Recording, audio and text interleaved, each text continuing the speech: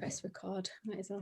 Yeah, we're going to do 2 of them tonight, and then 1 next week. So, I mean, that's 3 over 2 weeks. So it's kind of 1.5 in a week, isn't it? So you don't have to get 2 done this week, just, you know, over the time, just to make sure that we've kind of push it on a little bit so that you've got plenty of time at the end to stitch it all up and everything.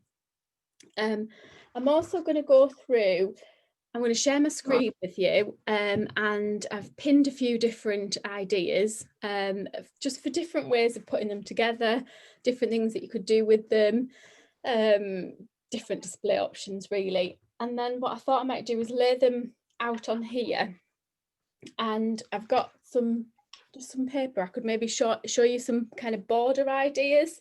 I've just posted a few things on the Facebook group showing you the instructions from my book, which is just for the quilt that you can see behind, which doesn't actually have any batting in because it's more kind of like a tablecloth. Oh, Kelly's coming in there.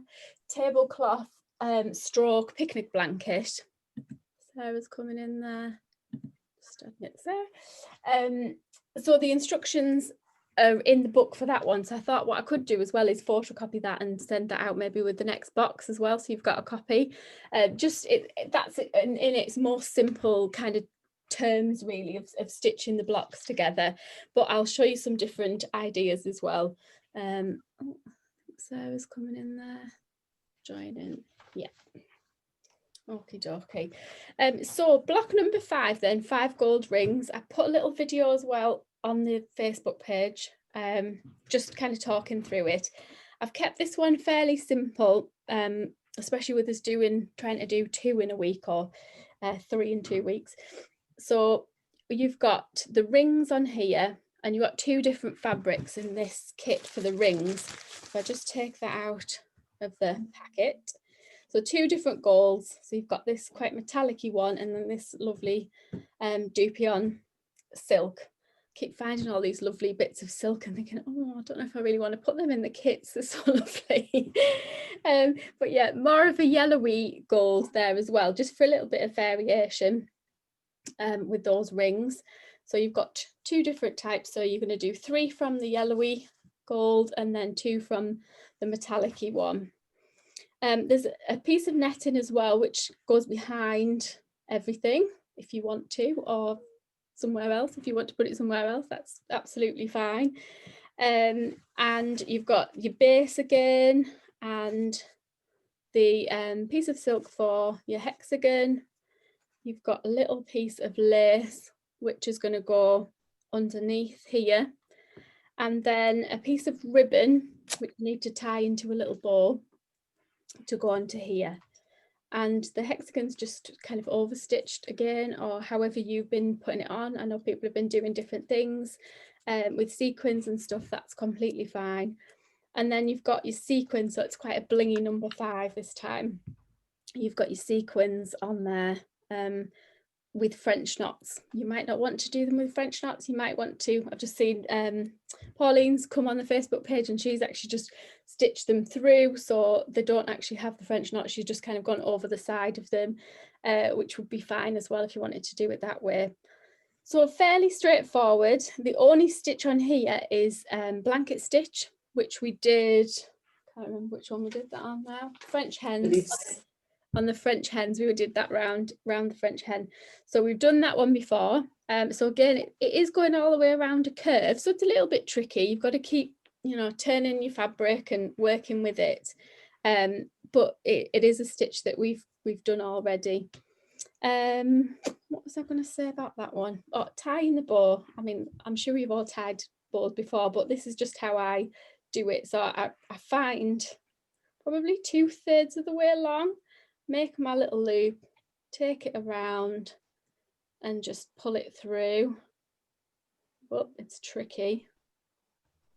Kind of adjusting the size sometimes it ends up a little bit wonky, and then I just have to sort of pull it back through to sort it out a little bit. That's very much longer on one side than the other. But just pull it tight. You can always snip off any excess and then just stitch that onto the bottom there. and I've just done like a teeny little stitch. So you could do that with a little bit of the embroidery thread, or just if you've got a bit of red, just a machine thread, something a little bit thinner, just a tiny little kind of invisible stitch to stitch that in place. And that's that one really. So I'll put that one to one side. Oh, that's all the templates and everything. So you've got a layout here, and then you've got your Bondaweb ones to trace there. Okay. Hopefully everybody got all the bits that they needed in the packs. I think I sent everything out that everybody needed. Let me know if there's anything else you need. So number 6, I'll just get this kit out. I've gone for like a slightly different, a bit of a twist on the colour theme. I've just kind of taken it a little bit more muted on this one. So it's a little bit more of a sagey green base. And then I've obviously kind of brought in more kind of naturals and browns on this one. I tried to stay away from using too much black in it. So I went for the dark brown instead. So you've got your spotty base there. And then you've got the stripy one here for the main body there of the bird, and also for the little bit on the head as well. So you've got plenty there, so you can just use a corner bit for that little white bit on the face. Then you've got your fancy bit of this sort of like tie kind of fabric, which is lovely because it's got lots of different patterns on. So you can select a piece that you'd like to use for the wing part, and then the rest of it you can use for the eggs. So feel free to just use that however you fancy really. Every cut's probably a little bit different. So you've got the wing bit here, and then you've got 4 eggs down here at the bottom. Again, you might not want to do them that size necessarily. If you wanted to have more small ones, that's totally fine as well. You just use that as you like. I've put a little bit of Hessian in this pack as well, because I wanted to kind of get that feel of it being a nest, and I like to bring in lots of different textures as well. So what I've done with this is cut kind of a rectangular shape, but again, I was saying you might want to make that more curved, and that's completely fine. And then I've just sort of opened up some of it, so just literally taken a few of the sort of threads going across, and just so that you get a little bit more of that kind of interesting edging around there. So you open the weave up a little bit, and that just gives the effect a little bit more of the kind of nest, the branches and the nest idea. You've got one big gold egg on here, golden egg, with the metallic-y one.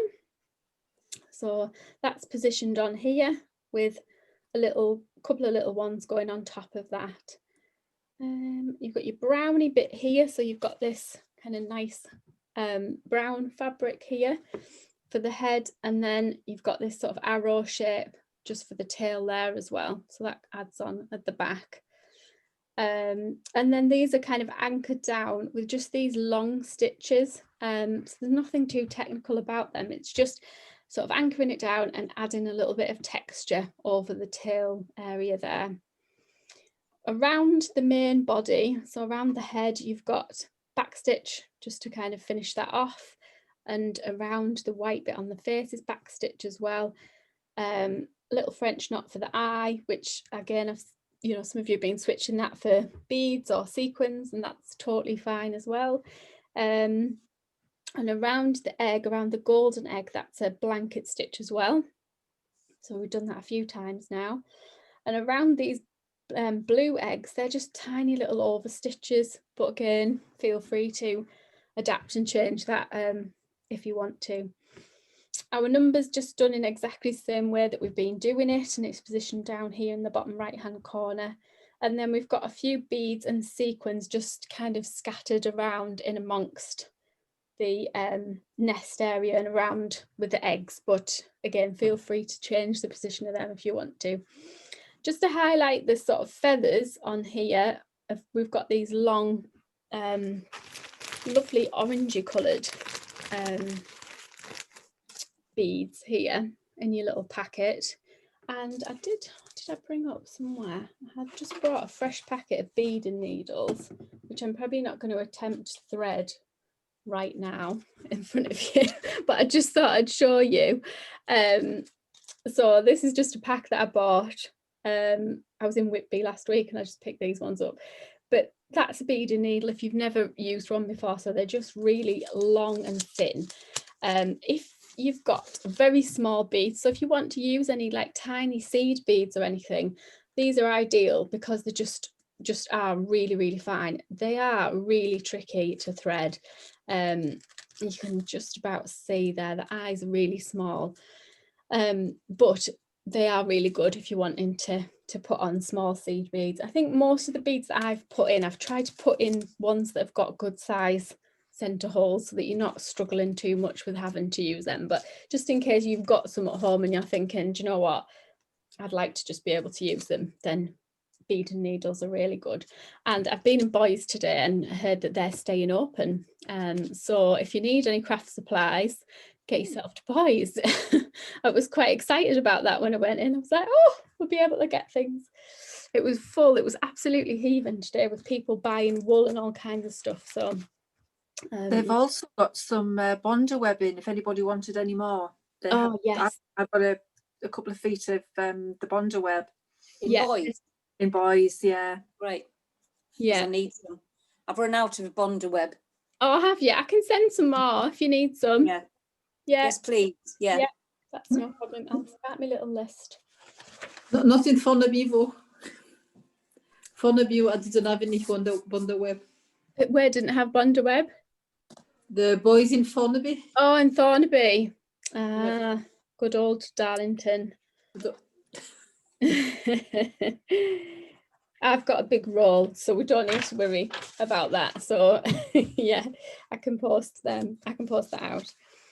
And then you've got a kind of a more coffee coloured thread for this, for number 6, for the goose, which kind of just ties in nicely with the kind of more coffee coloured piece that you've got for the neck there. That's our template. And the thing that's kind of, I'm just thinking if there's any other stitches in there. No, nothing else too technical. The thing that's a little bit different on this one is this textured piece on here. Just along, I just wanted something to kind of pick out the gold and lift it up a little bit and add a little bit of texture. So I don't know where this came from, but someone gave me a section of really, like the really heavyweight trim from curtains, you know, this stuff that's on like a really thick band. And I was looking at it and I was like, oh, it's just got such a lovely sheen on it. What can I do with it? So this is ideal to just untwist and kind of add in a little bit of texture around here. So all I've done to stitch it in place, just get my little doofer, is just tiny little kind of stitches that are quite invisible. So it's similar to couching. So when we couch something on, so if we have like a thick thread or a metallic thread or a nice wool or yarn or something that you want to add on, you could just do little stitches across that to hold it in place. So if I did it the whole way across, it would look like this. So I'm just coming up, sorry, I'm in a muddle, coming up, and you just making little stitches across there to anchor that in place. So you can do that, or you can make them a little bit more invisible and just come, what I did is kind of, I just come up through that and then almost just a teeny stitch and went back down kind of through the middle of it. And actually when you pull that, the sort of the little threads just even themselves back out and cover up where you've stitched. So you can do it kind of a little bit more invisibly if you want.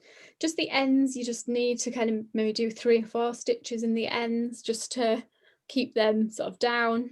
You might even want to unravel that a bit more if you want at the ends and have it a little bit more open so it kind of looks a bit more nesty.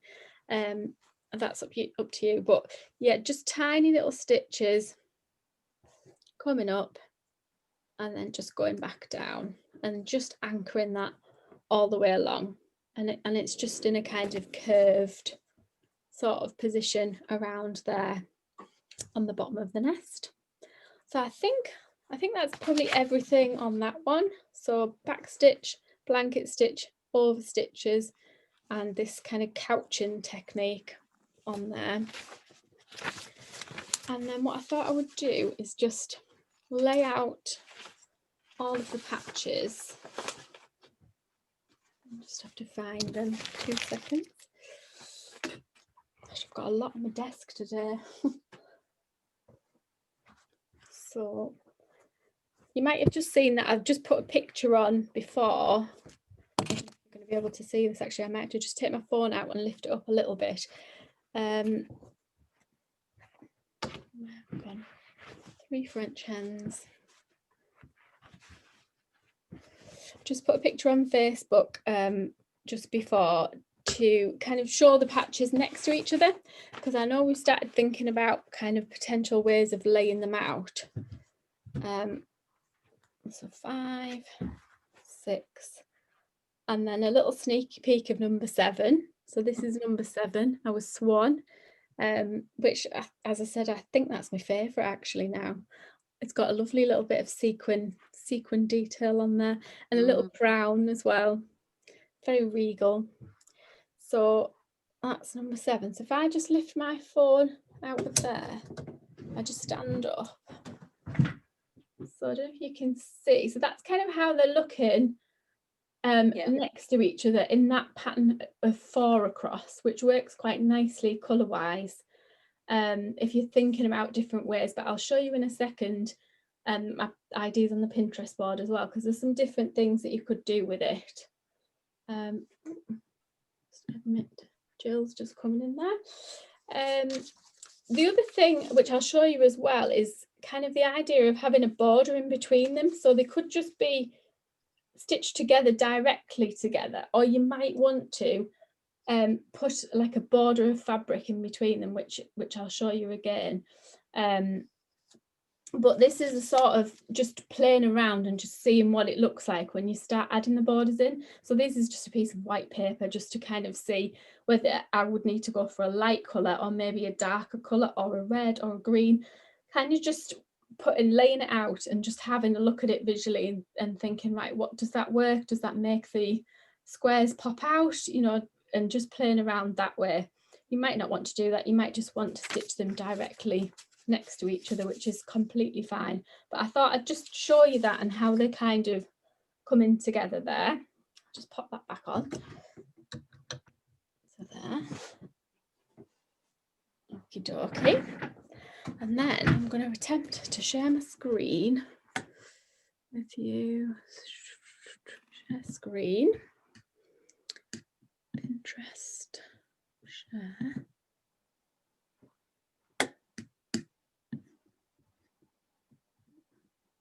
That worked? No. Oh. Has that worked now? Yes. Yes, brilliant. Yes. Okie dokie. So so this is my Pinterest. I've just been pinning a few things, not necessarily looking at the imagery on, because it's not 12 Days of Christmas, it's just Christmassy, but more of the kind of layouts of it. So I know we've talked about different options of making things. So there's things like Christmas sacks that are done with patches and blocks. So you might be interested in doing something completely different with this. And these are quite nice. They're just really straightforward Christmas sacks. This one's got a band in the middle with a name stitched on there. Wall hangings, so we've been talking about these, and I know we were talking last week about how to hang them and what could we hang them off and things. So this has got quite a nice rod through it, and there's another one further down here. This one's quite nice, so hanging with a string there. And one here that's got tabs on the top of it, which is on a pole there. So some of these are more like advent calendars. So I know we've only got 12, not 24. But I just thought I'd show you them in case you liked that idea. So they could quite easily be transferred to and made into pockets if you wanted to. So you could make rows of pockets. So these have got some of these have got individual pockets that are kind of been stitched on. These ones are over here a little bit closer to each other. This one has got like a bound edge on the top and on the bottom. So they're quite nice and something a little bit different. And then quilts wise, so this blue one and this red one, I just put in there because I thought they're quite nice for just showing how that simple thin border could lift out the blocks. So on here, I know that you've got lighter blocks and they're all the same colour, but that blue does work quite well to kind of separate them, make them stand out. And the same on here on this red one. This is more, not quite as grid-like. So the patches are some are rectangular, some are different sizes, so it's not quite as uniform, but you've got each one sort of mounted, if you like. So again, it completely depends on how much time you've got to spend on it and want to spend on it. But these have got like almost smaller little squares in here, smaller patches as the border. So the border could just be one solid piece, or it could be made up of smaller little squares on there. So that just gives you a little idea. Same with this one, I quite like this because this has got a nice border in between of different kind of greens and reds, which might be nice. And this one over here I thought was quite interesting because that's just 4 squares of the kind of colours that you've picked out. So in between each decorative block that we've done, you could have a block like that, maybe with kind of littler patches in, or of a solid colour, if you wanted to break it up that way. What else did I pin? Yeah, and so these were just a little bit more textured, these ones at the bottom, and a bit more random. So, you know, I know some of you might want it to be uniform, that's totally fine. Some of you might want it to be a little bit more kind of random. So there's a lot of more things here sort of overlaid, so smaller pieces kind of added to it to make it more 3-dimensional and sort of textured there as well. Same with this one, you've got some just patterned fabrics, you've got some lovely embroidered pieces in there, cross stitch pieces. Some of the squares are actually made up of 2 rectangular pieces. So there's lots of different ways that we can take it, really. It can be as simple as this, as stitching these patches together, seaming them together, just directly next to each other, or you can put pieces in between, patches in between, or you can border them in between. As I say, it just completely depends on how much time you've got.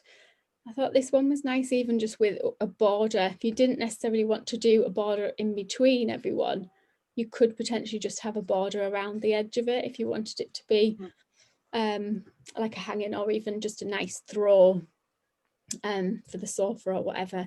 So that's a nice idea. And this one was a bit more random again, so I just wanted to show you that it maybe doesn't have to be just squares. We could look at different shapes in between if we wanted to go for something a little bit different.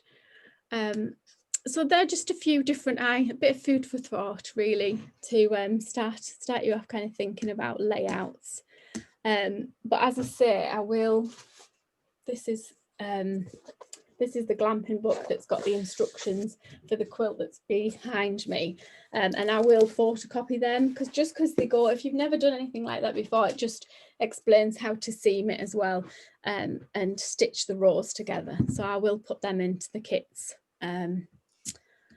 Will we need a machine to do that bit, do you think? Yeah, I would say so, yes. Yeah. Machine, if you can just something very basic to machine the seams down.